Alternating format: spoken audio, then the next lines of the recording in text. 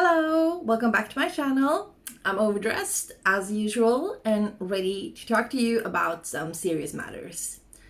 Today we are going to talk about epilepsy because it is a disorder that affects a whole lot of more people than you probably think it does.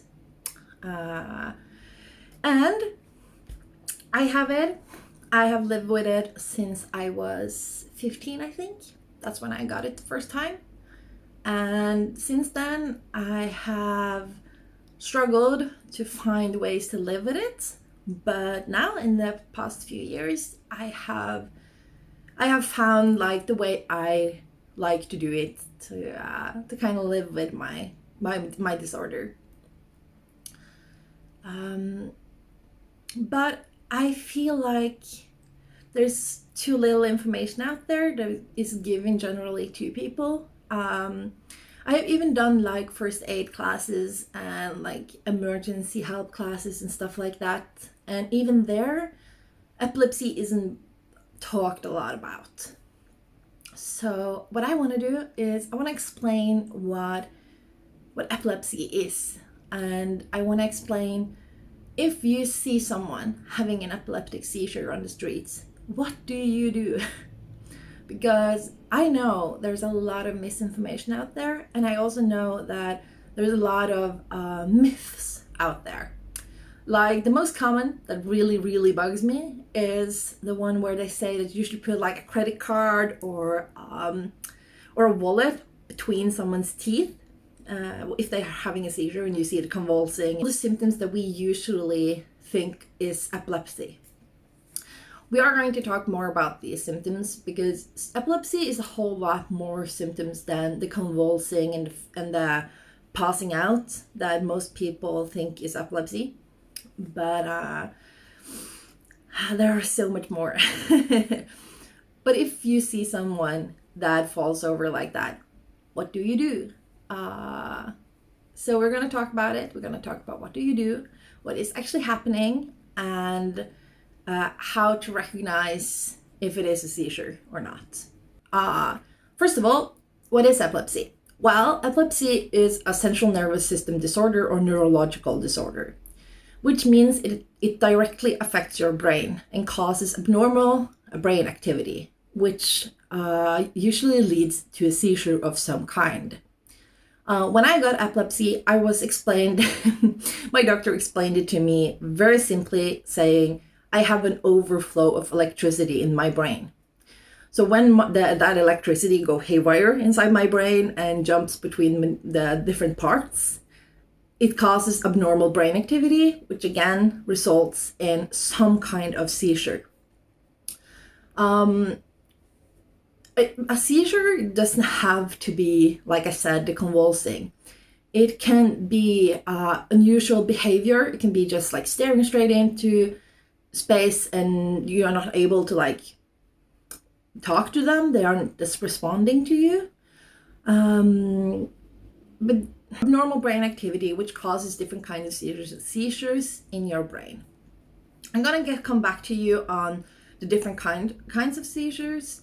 But just know, in most cases, it's the abnormal brain activity or the electricity, like I was explained as a kid, that causes the seizures. It's also the most common neurological disorder we have.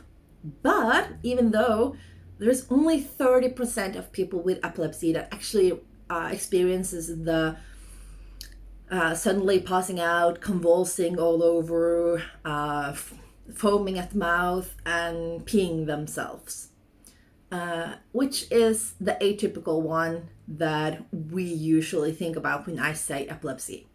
Even I did when I first got epilepsy, but having experienced different kinds of seizures, I also now know that that's just a myth.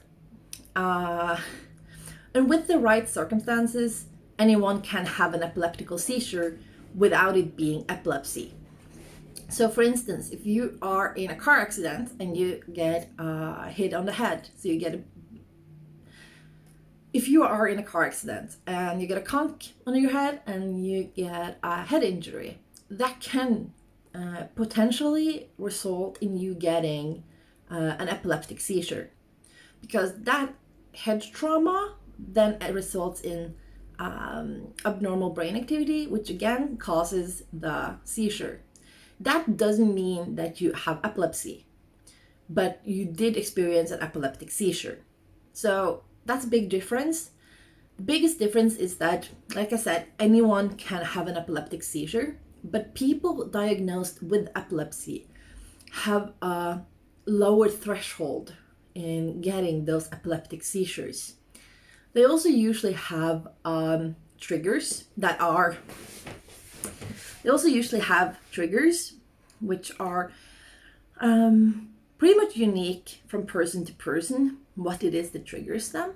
And also, even though there are several types of an epileptic seizure you can have, most people diagnosed with epilepsy experiences the same seizure over and over again. They don't have everything. Like if we say, for instance, as an example, there are 12 different kinds of seizures you can have in epilepsy. It doesn't mean that if you have epilepsy, you can have all 12 of them. Potentially you can, but normally you will have a small range of them that are your kind of seizures. Like me, I rarely faint and convulse.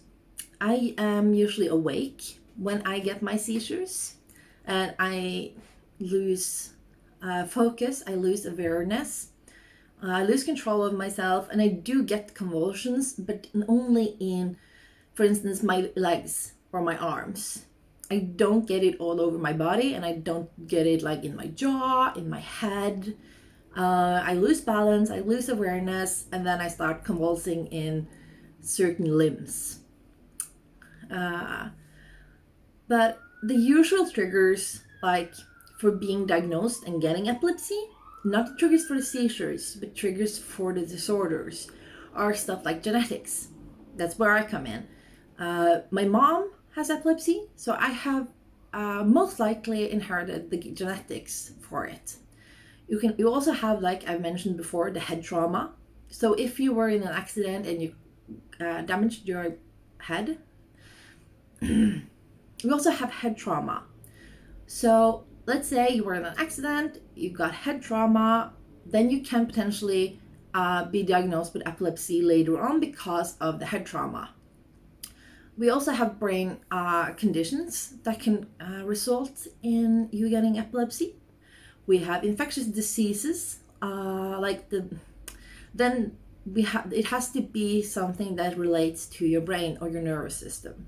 You also have prenatal injuries, which is an injury that happens during development in the womb.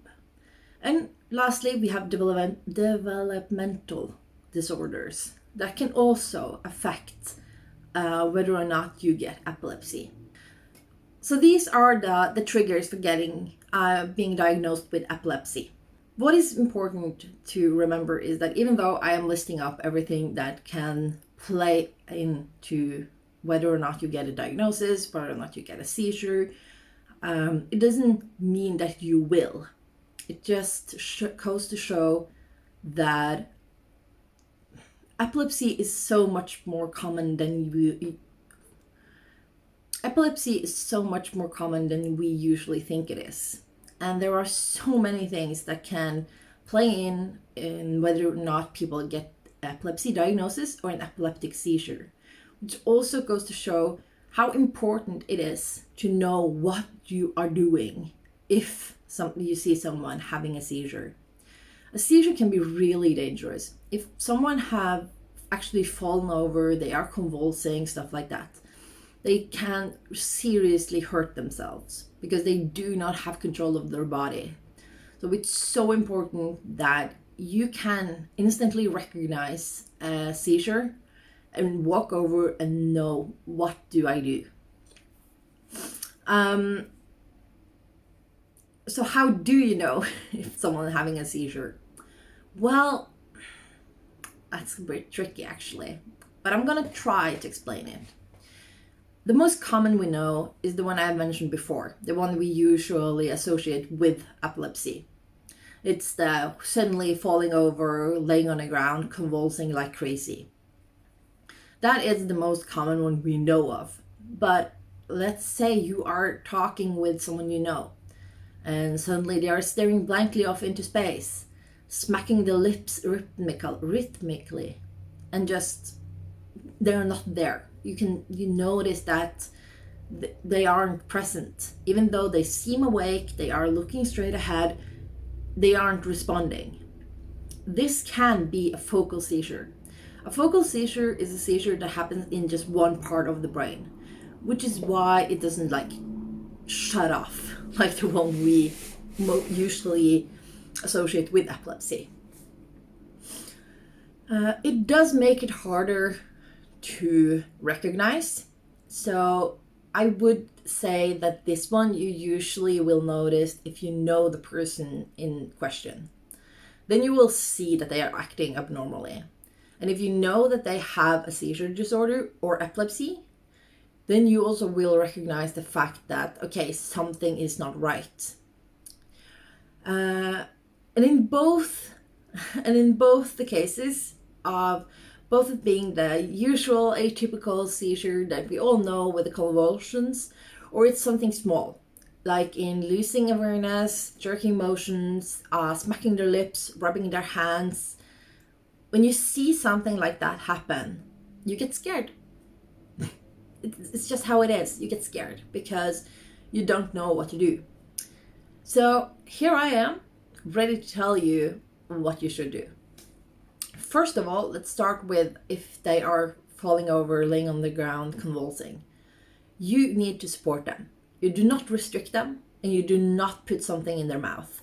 This is really important, because if you put something in their mouth and they are having convulsions in their jaw, the muscles in their jaw are working overtime, convulsing, cramping, wanting to clamp down on something. If they have something there that is restricting them, they might break their jaw or crack their teeth on the object you put in their mouth. So you will actually cause them more damage than if you just don't and just let the seizure run its course. Most of the time, a seizure in itself isn't dangerous. What is dangerous is that the person with the seizure are left unattended. So if you see someone laying on the ground convulsing, you will walk up to them, sit down behind them, put them in a stable position where you can support them on their sides. Make sure that the airways are open. Make sure that their tongue aren't falling back into their throat, because they can actually choke on their tongue. And just make sure that they aren't hurting themselves. Put something underneath their heads so they aren't slamming it into the ground, and make sure they are warm. So for instance, I have once, when I was a kid, I fell over in the middle of town with a bunch of strangers around me. I had to rely on the people around me knowing what to do. And when the person with the seizure are laying on the ground like that, they are going to get cold. And the cold isn't good for your body, no matter what kind of accident you are in. So it's a good rule of thumb for any accident you might see, keep them warm. So what to do when you see the person laying on the ground? Sit down behind them, support them so they are laying on their sides, open their airways, and make sure they aren't swallowing or biting their tongue. And do not put something in their mouth. It's an old myth, and it's just more dangerous for the person with the seizure. Usually the rule is also the fact. Second part. Usually we say that if a seizure is lasting more than 5 minutes, then you should call an ambulance. But I usually say that if you're scared, you don't remember what to do, and you are afraid this person might be hurt, call an ambulance. They are medical professionals. It's safer for you, it's safer for the person. that proper medical attention is given. So yeah, if this is at home, it's a person you know they will be fine when they wake up. Of course, you don't have to call the ambulance unless it lasts more than 5 minutes. But also, it won't harm the person. It won't harm the person to call the ambulance. So if you feel safe for calling the ambulance, call the ambulance. It's no problem. They will help you. They will guide you. They will tell you what to do, and they will come pick up the person and make sure they are okay. So yeah. Third of all, make sure they aren't falling. They aren't hurting themselves. That's really important because if this person is sitting on a chair and suddenly losing awareness and starting convulsing, they will fall off that chair. So before they do, try to get them on the floor safely so they can lie out on their sides safely without harming themselves or falling, hitting their heads, something like that. It might sound like a really obvious thing, but it's also a really important thing to remember. So if someone is laying on the bed like here, right on the edge, there is a good chance they will try and it's a good chance they will roll off the bed because they are convulsing really hard. So just sit with them, support them, make sure they aren't harmed, make sure that the seizure is running its course as safely as possible. On the other hand, if this is a person you are finding on the ground, like randomly in town, make sure they haven't hurt themselves. So try while you are supporting them and waiting for the ambulance, try to check their head, see if they're bleeding anywhere, see if they look like they are injured. Try to check and see if they are injured, because this is information that the ambulance personnel will need to know when they arrive. And lastly, as a person who has had several seizures myself, when the person wakes up, because they will wake up eventually, they will be disoriented. They will not know what has just happened. They will be in pain. They will be tired, confused, maybe a little scared. Just be there for them. Comfort them. Stroke them. Stroke their head. If this is the person you are close with, hug them. Tell them everything's going to be alright. Explain what just happened, that if you have called the ambulance or not. And just let them lay there and make them feel safe. Because it's awful waking up after a seizure. It's really, really awful. It's such a disorienting feeling. And I know that even though I've had several over the course of the last 10 years, I still think it's scary. I still think it's so scary to wake up suddenly not knowing what has happened, not remembering anything from the seizure. Maybe I peed myself, so I'm really, really ashamed. Just the fact that you have people around then to make you feel safe and remind you that this was out of your control, it has so much, it means so much. It really does. And I do think that is one of the most important things you can do for a person who has had a seizure. And I do think that is the most important thing you can do for someone who has just had a seizure.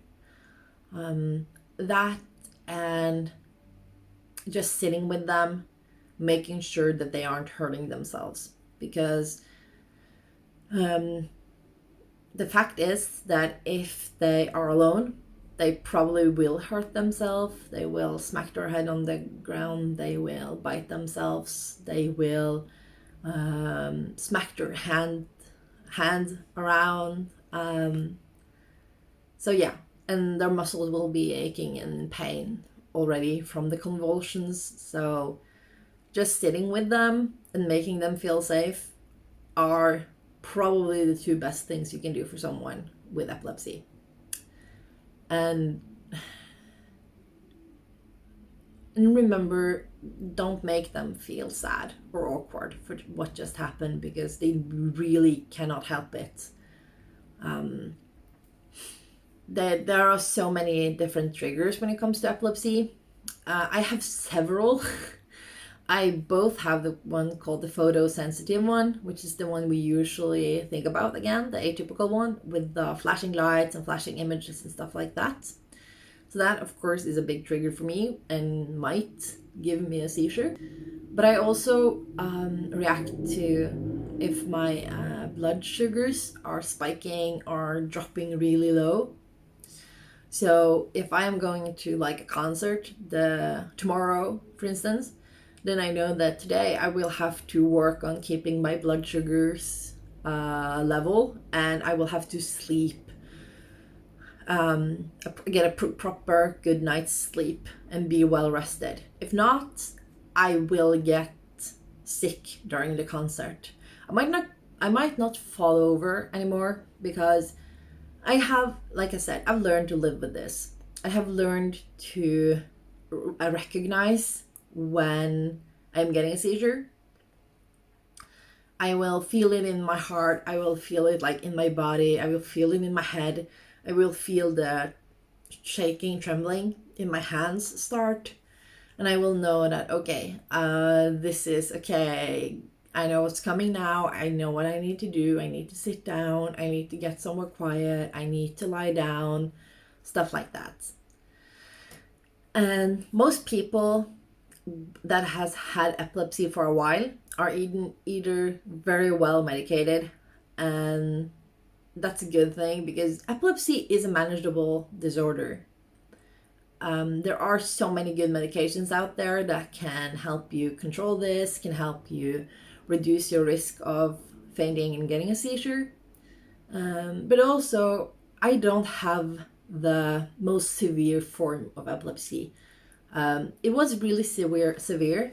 It was really severe when I was a kid, when I was a teenager. But as I grew up, I learned to recognize it. I learned to know what kind of things are like my triggers, what I can't do, what I can do, stuff like that, which has resulted in me not really being bothered by the fact that I have epilepsy anymore. For me, the biggest drawback to be having epilepsy right now is the fact that I won't get my license, because you cannot get your license and keep having seizures. So yeah, that is like the biggest drawback for me. And of course the seizures, but my seizures are pretty manageable and pretty small, really.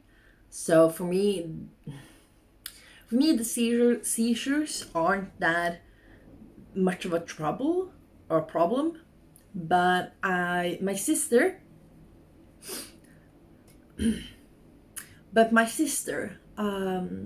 she got epilepsy a few years ago. She's 23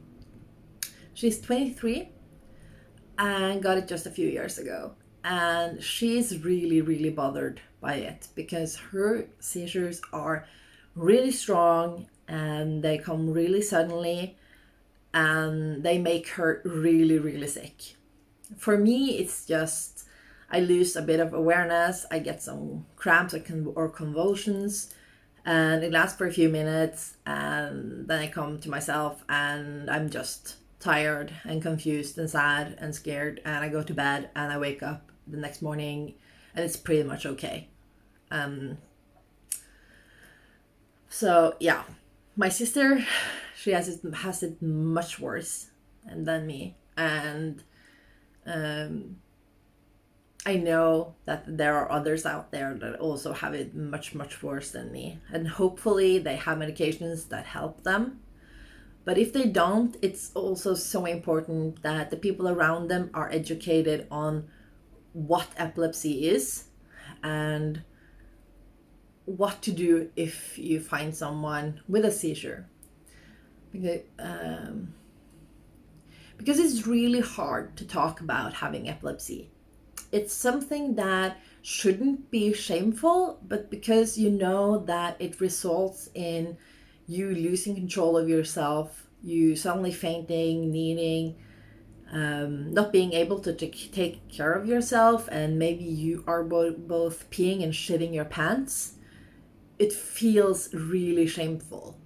So even people you care about might have trouble talking to you about having epilepsy and how much help they need from you and how much they rely on the fact that you are able to take care of them if this happens.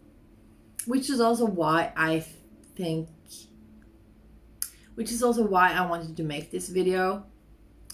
Again, I am not a medical professional at all. I am just a person that has had this disorder for 10 years now, that has tried to educate me as much as possible as to what this disorder means, what it does to my body, and what I can do to prevent it. And I thought that I should share some of this with you, because I think that we need to have more honest conversations about stuff like this, so that it's safer in the world for people with epilepsy or other seizure disorders, because all the seizure disorders usually go back to the same three things they need. They need an ambulance, they need someone to take care of them and make sure they are okay, and they need aftercare. They need someone to be there and tell them it's okay, make them feel safe, and just take care of them when they wake up and they are confused and they are scared. And it's in a way it sounds so obvious, but even though it is obvious that these are the things you should do, I also think that until you hear them being told to you that this is what you should do, it might not feel obvious. Because when you get scared, when something like this happens and you get scared, you might not be able to think rationally and think, oh, I will do this obvious thing. No, you will think, oh my God, okay, what do I know about epilepsy? What do I need to do? Okay, I need to support the person, make sure I'm not restraining them, I'm not putting anything in their mouth, I am calling the ambulance, and I'm making sure they aren't getting hurt. These are the things I have to do. These are the things I need to do so this person can live with their disorder and not feel unsafe in the world. It's that simple, people.